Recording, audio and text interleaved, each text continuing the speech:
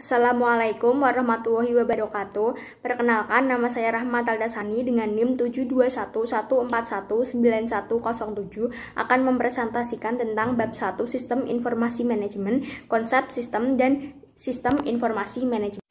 Evolusi peranti keras komputer. Pada tahun 1946, ENIAC yang merupakan komputer pertama di dunia ditemukan. Selanjutnya, disusul pada tahun 1951, ditemukan UNIVAC 1, yang merupakan komputer otomatis universal yang pertama kali dipasarkan secara luas. Mesin ini mampu melakukan kurang dari 200 kalkulasi per detik. Lalu pada tahun 1964, IBM atau International Business Machine Corporation merevolusikan industri komputer dengan memperkenalkan IBM System 360. IBM System 360 ini merupakan komputer pertama yang dapat melakukan multitasking karena komputer ini mengolah bagian-bagian dari setiap aplikasi pengguna dan beberapa bagian dapat tersebar di satu atau lebih aplikasi.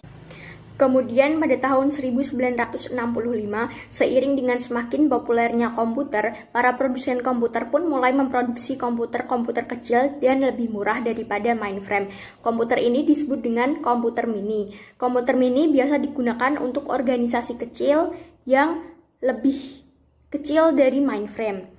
Lalu yang terakhir pada tahun 1982, IBM mengeluarkan komputer mikro pertama yang disebut dengan PC atau personal komputer. Ada gambar komputer dari masa ke masa, mulai dari ENIAC, UNIVAC 1, IBM System 360, mini komputer hingga mikrokomputer. Hukum Moore atau Moore's Law. Moore's Law dipopulerkan oleh Gordon Moore yang merupakan salah satu pendiri Intel pada tahun 1965. Hukum ini menyatakan bahwa kekuatan sebuah komputer akan meningkat setiap 18 bulan dengan mengeluarkan sejumlah biaya tertentu. Pengantar arsitektur komputer. Terdapat peranti lunak komputer dan peranti keras komputer. Peranti lunak komputer berfungsi menjalankan tugas bagi para pengguna, sedangkan untuk peranti keras komputer terdapat satu prosesor yang bertujuan mengolah alat input dan output, alat penyimpanan data, dan operasi atas data. Lalu yang kedua ada CPU atau Central Processing Unit yang mengendalikan seluruh komponen lain. Selanjutnya ada RAM, Random Access Memory, yang bertindak sebagai tempat kerja sementara bagi CPU. Lalu ada motherboard, papan tempat terhubungnya semua sarana. Ada CD-ROM, USB flash drive, dan hard disk yang merupakan alat penyimpanan data secara permanen. Lalu ketika mouse, monitor, keyboard, printer ditambahkan, maka komputer mikro dapat digunakan. Pengantar arsitektur komunikasi. Untuk mengkomunikasikan suatu data, diperlukan sebuah sambungan ke modem. Modem sendiri merupakan sebuah alat peranti keras yang memodulasi sinyal digital dari sebuah komputer ke dalam sinyal analog. Begitupun sebaliknya. Seiring dengan munculnya komunikasi-komunikasi jenis baru, telah tersedia berbagai jenis modem digital, baik yang tersambung melalui kabel telepon ataupun melalui saluran televisi. Evolusi di bidang aplikasi komputer. Sistem informasi. Sistem informasi merupakan suatu sistem virtual yang memungkinkan manajemen mengendalikan operasi sistem fisik perusahaan. Sistem fisik dan sistem virtual di sistem informasi saling mencerminkan satu sama lain. Contohnya, di sistem virtual ada file induk persediaan berbasis komputer, dan pada sistem fisik terdapat ruang penyimpanan persediaan. Sistem pemrosesan transaksi. Sistem yang merupakan sistem yang memproses data di mana data-data tersebut mencerminkan aktivitas dari perusahaan. Tujuan sistem ini adalah untuk meningkatkan keakuratan dan kecepatan dalam menyelesaikan suatu data untuk menjadi sebuah informasi. Nah, pada slide ini terdapat model sistem pemrosesan transaksi. Sistem informasi manajemen merupakan suatu sistem berbasis komputer yang memuat informasi tersedia bagi para pengguna yang memiliki kebutuhan serupa. Sistem informasi manajemen akan menghasilkan informasi melalui dua perangkat lunak. Yang pertama ada report writing software yang menghasilkan laporan berkala dan laporan khusus. Laporan berkala yang selalu terjadwal dan laporan khusus yang hanya ada bila terdapat kasus-kasus tertentu. Yang kedua ada model matematis yang menghasilkan informasi hasil dari suatu simulasi operasi perusahaan. Output informasi SIM digunakan oleh pihak-pihak yang akan memecahkan masalah.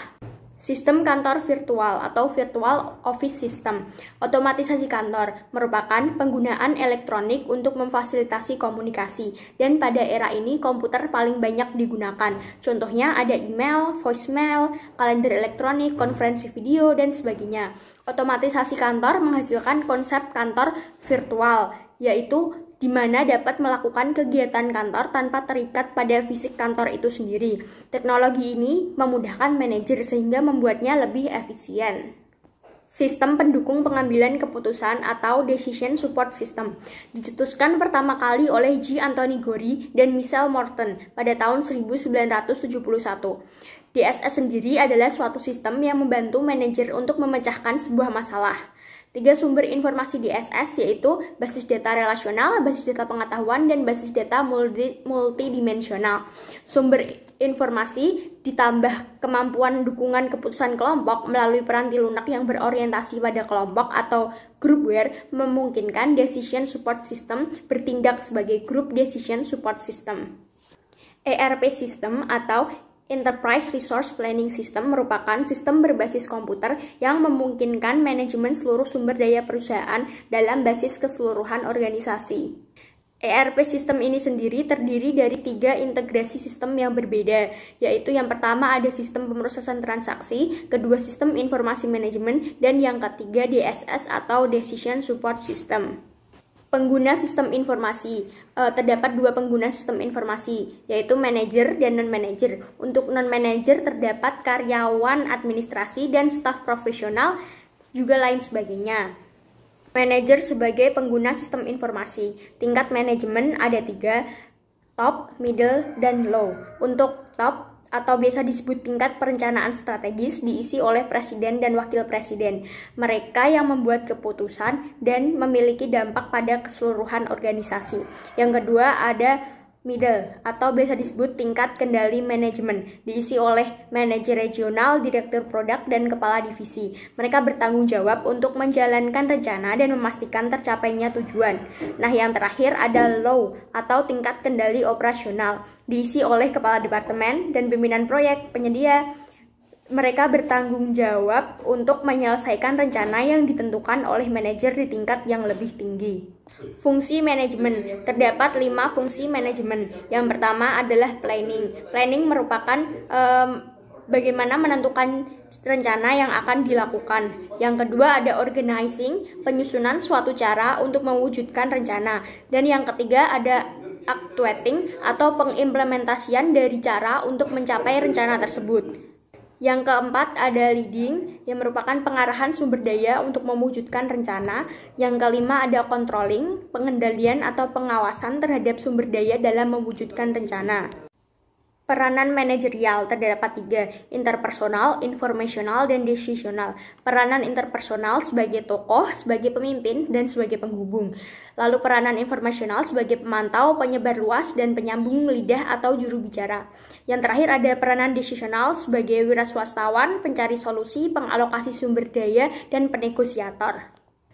Terima kasih, sekian presentasi dari saya. Wassalamualaikum warahmatullahi wabarakatuh.